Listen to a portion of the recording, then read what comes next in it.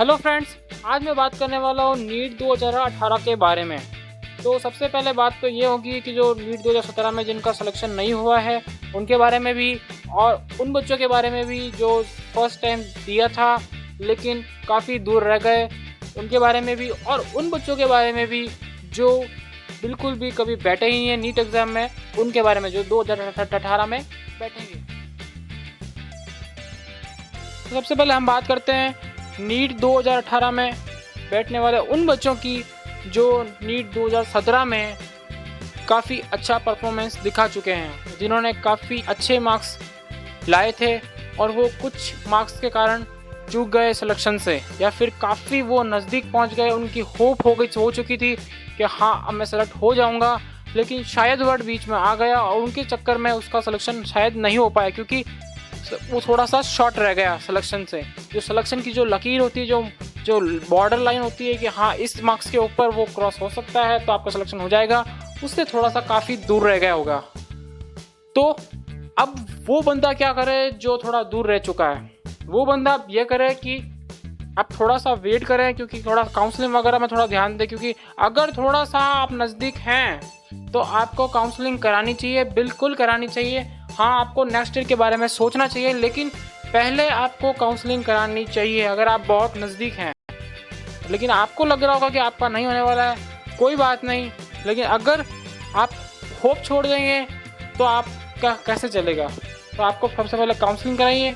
हाँ, first counselling करा के देख लीजिए, और अगर उसमें कुछ अच्छा रिजल्ट नहीं आता तो फिर आप ज्वाइन कर लीजिए। और काउंसलिंग तो 13 जुलाई को ही है, तो आप उस टाइम तो करा लीजिए। उसके बाद में आप एक अच्छा सा इंस्टीट्यूट ज्वाइन कर लीजिए। और इंस्टीट्यूट का मतलब ये नहीं है कि आप कोटा ही आएँ। कोटा जाने का मतलब ये नहीं है कि यार वहाँ जाकर 100% सिलेक्शन की जो गारंटी है वो पक्की हो जाएगी। कई बच्चे पढ़ते हैं कोटा में जिनका सिलेक्शन नहीं हो पाता, तो सिलेक्शन का जो मीनिंग है वो कोटा नहीं है। आप जहाँ भी हो आपको वहीं पे पढ़ना चाहिए, अगर आपको वहाँ सूट करता है, और उसको तो करेगा ही, क्योंकि आप जहाँ पर रहते हो बेटर रहेगा कि आप वहीं पर ज़्यादा रहकर पढ़ाई करो, क्योंकि घर पर रहकर या फिर उसी एरिया में रूम लेकर पढ़ाई करना काफ़ी आसान होता है, बजाय कि आप कोटा आकर अपना घर छोड़कर बाहर आके पढ़ाई करो। और हाँ, कोटा आना है, इसमें कोई बुराई है नहीं। अगर आपका लगता है कि आपका फाइनेंस करता है, आपको अच्छा लगता है और वाकई आपको लगता है कि मुझे आना पड़ेगा, तो आप ज़रूर आइए। यह आपकी मर्ज़ी के ऊपर है कि आप यहाँ पर आएँ या वहाँ पर कहीं भी पढ़ें। तो सबसे पहले एक अच्छा इंस्टीट्यूट ज्वाइन कर लें। उसके बाद में क्या कीजिएगा कि ऐसे बैच को ज्वाइन कीजिएगा जो सिर्फ रिपीटर से भरा हो, जिसमें सारे ही नीट 2017 में बैठे हों और वापस नीट 2018 की तैयारी कर रहे हों।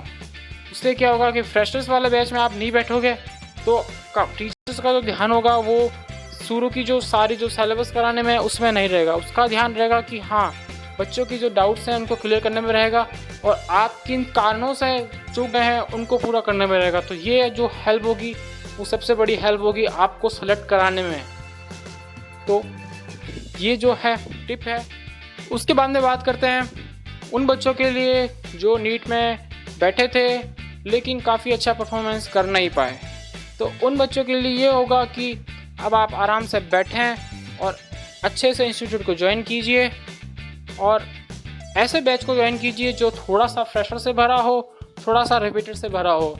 उसमें आपको अच्छा खासा एनवायरनमेंट मिलेगा, क्योंकि आपको थोड़ा सा फ्रेशर्स का एनवायरनमेंट भी चाहिए, क्योंकि आपको सिलेबस ढंग से कवर करना पड़ेगा, और आपको थोड़ा सा फ्रेश जो रिपीटर्स हैं उनका भी एनवायरनमेंट चाहिए, क्योंकि आपने कुछ मार्क्स तो अर्न कर ही लिए हैं। आप कई मार्क्स तो आप लेके आ चुके हैं, लेकिन कुछ मार्क्स आपको लाने हैं। तो वो जो स्टूडेंट्स हैं जो काफ़ी नज़दीक पहुंच चुके हैं, उनके साथ अगर आप बैठोगे तो आपको काफ़ी हेल्प मिलेगी अपनी प्रॉब्लम्स को सॉल्व करने में, और उनका जो एक्सपीरियंस है उसको आप यूज़ कीजिए ताकि आप भी अच्छे मार्क्स लेकर आएँ और एक ही साल में सेलेक्ट हो जाएं। तो ये टिप होगी आपके लिए, और अगर आपको कोई क्वेश्चंस हो तो वो कमेंट कीजिए। अब हम बात करते हैं उन बच्चों के लिए जो पहली बार नीट में बैठेंगे, जो नीट 2018 में बैठेंगे और उनका पहला नीट होगा। उन बच्चों को मैं कहता हूँ कि आप जल्दी से जल्दी, अगर अभी भी आपने कोई इंस्टीट्यूट ज्वाइन नहीं किया है तो वो आपकी गलती है। आप फटाक से इंस्टीट्यूट ज्वाइन कर लीजिए। कोटा आना है या कहीं और पढ़ना है वो आपके ऊपर है। हाँ, दोनों ही जगह बेटर है, कोटा थोड़ा ज़्यादा बेटर है, लेकिन यहाँ का अगर आप स्ट्रेस ज़्यादा सहन नहीं कर पाते तो आपको शायद कोटा का ध्यान छोड़ ही देना चाहिए, क्योंकि कोटा में थोड़ा स्ट्रेस का प्रॉब्लम रहता है। वहाँ का जो स्ट्रेस है, माहौल है, वो थोड़ा ज़्यादा होता है। लेकिन पढ़ने वाले के लिए कोई दिक्कत नहीं है। अगर आप कूल माइंड से पढ़ते जाएंगे, अच्छे मार्क्स गेन करते जाएंगे, तो आपको कोई भी प्रॉब्लम नहीं आनी चाहिए। तो जो इंस्टीट्यूट का जो सिलेक्शन है वो आप पे डिपेंड करता है कि आपको कैसे सूट करता है, आपकी फैमिली को कैसे सूट करता है, वहाँ की जो फीसेस हैं वो आपको अफोर्डेबल है कि नहीं, वो आप पे डिपेंड करता है। खाली इंस्टीट्यूट का में जो सिलेक्शन एडमिशन होता है उसको कर लेने मात्र से ही सिलेक्शन नहीं होता। सिलेक्शन तभी होता है जब आप खुद मेहनत करके अच्छे मार्क्स गेन करोगे। आपको मेहनत करनी पड़ेगी, क्योंकि देखिए टीचर्स कब तक आपका साथ देंगे। वो उनको सिर्फ एक ही काम है कि वो आपको अच्छी शिक्षा दे सकते हैं, आपके जो डाउट्स हैं उनको क्लियर कर सकते हैं, आपका सिलेबस पूरा करा सकते हैं। इससे आगे टीचर आपको कोई भी हेल्प नहीं कर सकता। आपको उनको साथ लेके नहीं जा सकता एग्ज़ाम में, या उनसे पेपर नहीं भरवा सकते। करना आपको ही पड़ेगा। तो उसके लिए मेहनत आपको ही करनी पड़ेगी। आपको जो पहली बार दे रहे हैं उनको ज़बरदस्त मेहनत करनी पड़ेगी। अगर आपका 12th तक का करियर बहुत अच्छा रहा हो तो आपको थोड़ी कम मेहनत करनी पड़ेगी, क्योंकि आप थोड़े इंटेलिजेंट रहे होंगे। और अगर मैं उन बच्चों की बात करता हूँ जिनका तो 12th तक का था वो काफ़ी अच्छा नहीं रहा, तो उनके लिए ये भी है कि वो ऐसे निराश ना हो जाए कि कई जने बोलते हैं कि यार अगर 70% है या इससे नीचे है तो आपका कुछ नहीं होने वाला, आपका नीट में नहीं होने वाला। मैं ऐसी बात नहीं मानता। जो बंदा मेहनत करेगा, रियल मेहनत करेगा, तो उसके लिए 1 साल जो होता है वो इनफ होता है नीट में सिलेक्शन के लिए। हालांकि आपको पूरा 1 साल अपनी स्टडी को देना ही पड़ेगा। आपने जो बारी तक गलतियाँ की हैं, आपने सोशल मीडिया इस्तेमाल किया, आपने जो बाहर घूमना इस्तेमाल किया, आपने यहाँ वहाँ जाना किया, दोस्तों के साथ पार्टियाँ की, उनको आपको भूलना पड़ेगा यार। आपको 1 साल के लिए सब कुछ भूलना पड़ेगा। आप बिल्कुल अलग हो जाइए उन सब चीज़ों से, और ज़्यादा दूर थोड़ी जाना है आपको। तो सिर्फ MBBS में सेलेक्ट होकर फिर तो मज़े ही हैं, फिर कॉलेज में जाके तो आपको करना ही है। और अगर आप पहले ही करने लग जाओगे तो आप कभी सेलेक्ट हो नहीं पाओगे, और सिलेक्शन नहीं होगा तो फिर आप अपना टाइम ख़राब करोगे।